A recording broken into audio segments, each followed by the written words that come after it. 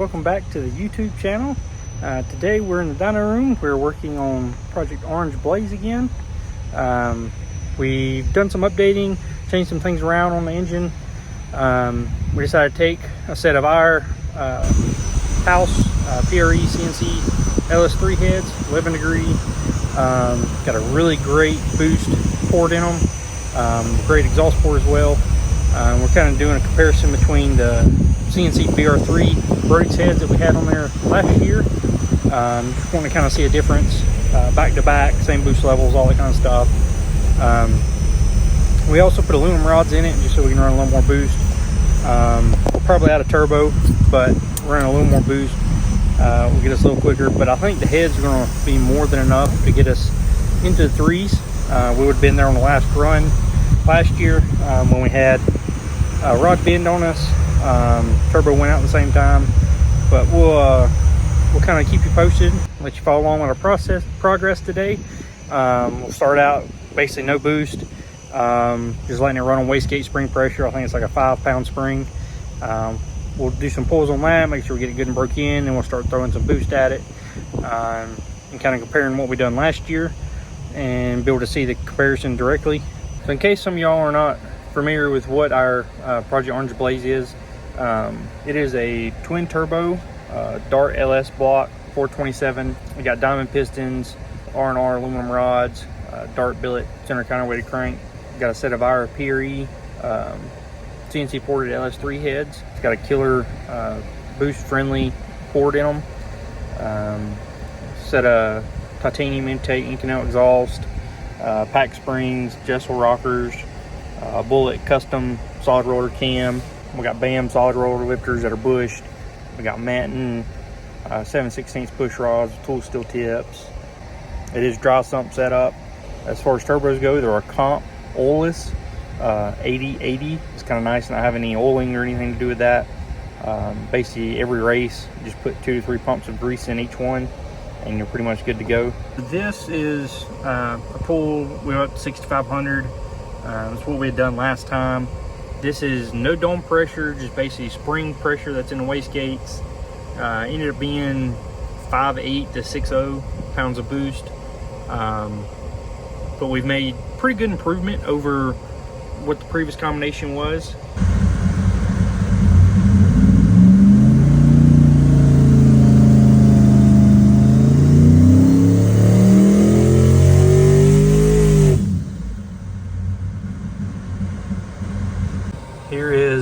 Here's the graphs between black is the old engine combination and red is the current one, both at just wastegate pressure at base 6 pounds of boost.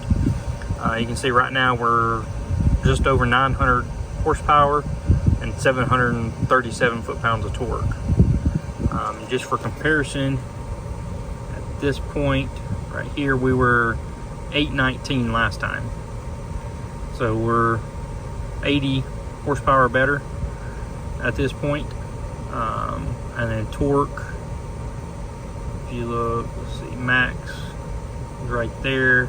So max there, 693. So it's not too huge of improvement, but it does carry it out a lot better up top. We typically turn this thing 8,400 RPM. So we'll keep going up in power range or in RPM range and see how that correlates and keep going. Kind of excited to see how much more we do as we start adding more boost to it. Before we only ever got up to 25 pounds. So we'll kind of go up there and kind of see what kind of difference it is at 25 pounds of boost. But that's when we're into some dyno issues of it not wanting to hold the power and stuff like that last year. So we'll see if we can if we've gotten that stuff fixed, and kind of see if we can make more power than that, because that was only like 1,600 and something horsepower, I think. So we'll kind of go up there and kind of see if we can get the dyno to cooperate with us this time. See if we can try to get up closer to 2,000 or maybe over 2,000. We'll see. how things are going.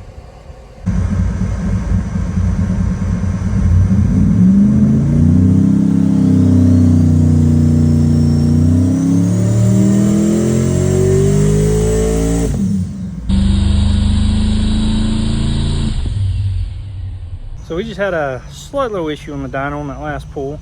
On 12 pounds of dome pressure, I was actually making 12 pounds of boost on that pull. Had that board early, started spraying a bunch of water out for whatever reason. Wasn't sure where it was coming from. Got doing some checking. Looks like the inlet fitting on the water brake itself, where the water goes into the brake to do all the resistance stuff for the add the load and everything. It come apart, so it started spewing a bunch of water out. So we'll see if we can get that off, get that fixed. You know, it's not the prettiest welds, but it doesn't have to be pretty as long as it holds. That's all it really matters on this piece. We'll just get our O-ring back in there and get it back on the dyno. All right, so here is our pull at 12 pounds of dome pressure. It was actually making 12 pounds of boost, but red is previous with the other engine setup, and black is current. We did abort the run early just because we started seeing water spraying everywhere, so we wanted to stop before something got hurt, and that's when we found that the inlet fitting on the water brake had broken, and that's where all the water was coming from. So we got that fixed. Probably going to retry this pull, kind of see what it does up top around 7,000, and then we'll keep throwing a little more boost at it.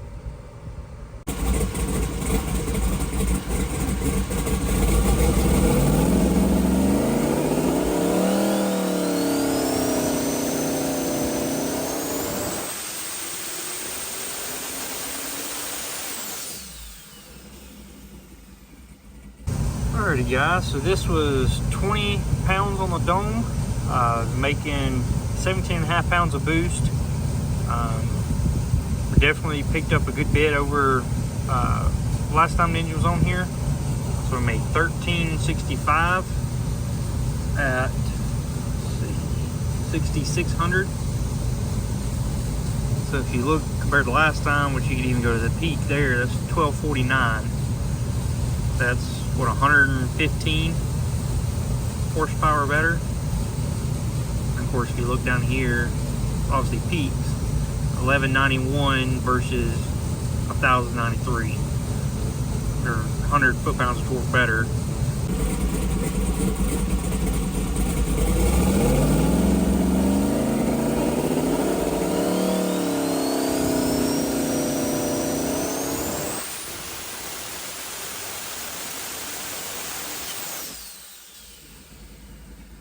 Here was 35 pounds on the dome, made 28.5, 29 pounds of boost.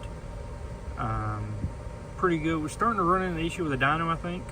It sounded like it was kind of surging throughout the pull, and you can kind of see the little dip up here. That was 7 pounds of boost more than last run, and we went from 1475, 1480 to 1750. Just on 7 pounds, so that's a pretty big jump on just 7 pounds of boost, I feel like. And I feel like we would have made more if it could have kept pulling.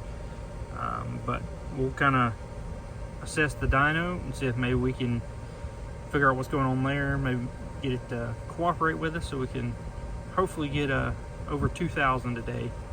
That's kind of the goal, but if the dyno's not going to let us, then we'll just stop where we can.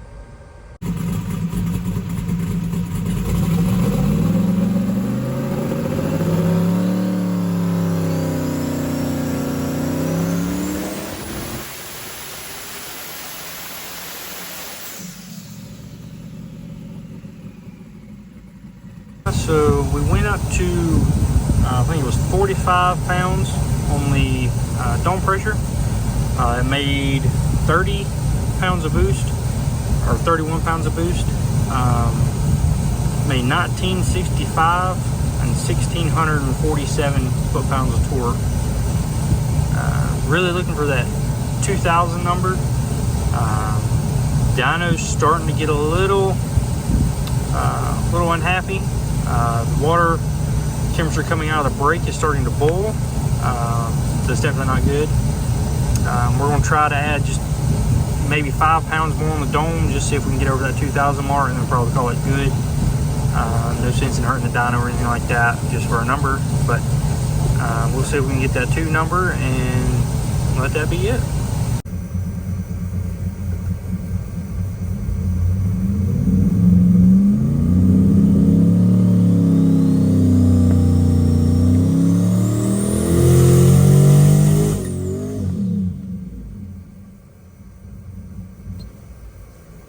That last pull did not go as planned. We made it to 5900, then we had to pull out of it. We had another turbo failure, so not happy to say the least. So I don't know if y'all recall or not, but in the last year we hurt the driver's side turbo. Don't know exactly what happened. Comp was swearing that something came out of the engine and took out the turbo. We went through the engine. Only thing we found was a bent rod on number 8 cylinder, opposite side of the engine from the turbo. Nothing else. No evidence of anything coming out of the engine whatsoever to destroy that turbo. They charged us to fix it because they swear that something come out of it. So we went ahead and sent the other one back. I think we sent both of them back, and they went ahead and checked the other one because they wanted to verify, make sure there's nothing wrong with it. They repaired the broke one, and the other one looked great, so they sent it back to us. Well, now it's decided to come apart on Dyno. It's hard to tell exactly what happened first, but the little bullet looking cone that's on the space of the nut that holds the wheel on there, it come out. It looks like a shaft broke. Don't know exactly what caused it, but the shaft did break. That nut come off, and of course it destroyed both the compressor and turbine wheels. So we're going to be in touch with them, kind of figure out what the game plan is. But at this point, we're probably done with the dragster for the year. Because even if we do send it off and get it rebuilt, it's going to be several weeks. It's not much point of rushing trying to get it back together. And at this point, I'm about ready to throw a different brand turbo on it anyway. But we got to figure out what our game plan is for next year. Decide what we want to do. Since we've been doing so much with the Mustang, we may just stick with it next year and let the dragster sit. But we'll kind of come up with a game plan, see what we want to do, and we'll go from there. So just kind of want to show y'all, here's that little cone bullet shape I was talking to you about, with the shaft still in there where it broke off. So it broke off right down inside the turbo, and you can see where it flew out, took out the turbo, and of course the turbo shaft is gone. Doesn't look like anything come out and got into the engine.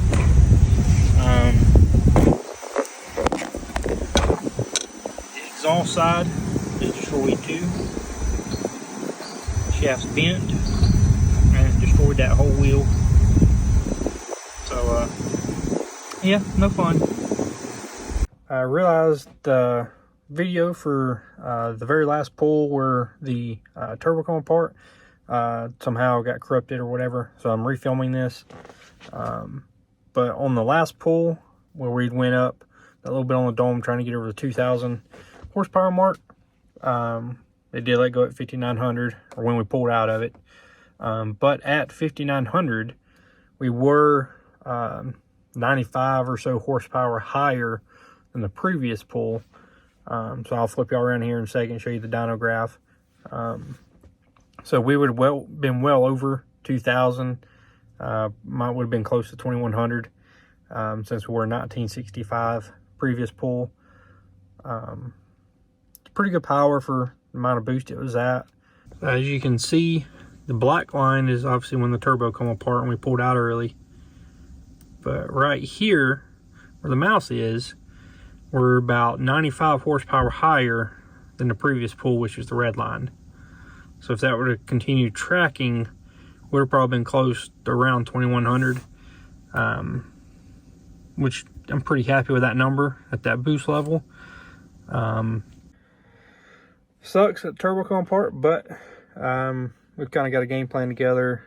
Ended up selling the dragster. Going to focus on the Mustang this year. Know it's been kind of a long time since we've done the video. It's been a few months, but we finally got around to having time to get it edited and posted. But we've got a new project car in the works that will be start a YouTube series on that here shortly. About to get started on it and start working on the car and stuff. We'll unveil that later on. But we're just going to focus on the Mustang this year. Keep doing the local stuff, 864 Outlaws, the No Brainer 275, and different small tire shootouts around. Maybe make it out to some of the bigger races. But we'll kind of see how the car's doing, how we're feeling, and go from there. But the new project car will be ready for 2026. It's going to be a little bit better than what the Mustang is. Build a little bit better, be able to go a little quicker, be a little safer, that kind of stuff. That was the whole goal in trying to get another car. So we're excited for that and what the future brings. So make sure to like, comment, and subscribe, and click that little bell so you get notified when we upload a video, especially when we start on the new car series. We'll try to upload probably every other week with that. I'm not sure how much time we're going to have during the week to be able to get work on it. So it'll probably be every other week, maybe every 2 weeks or so. We'll upload a video. Just kind of depends on how progress is going on that. But thank y'all for tuning in, and we'll see y'all next time.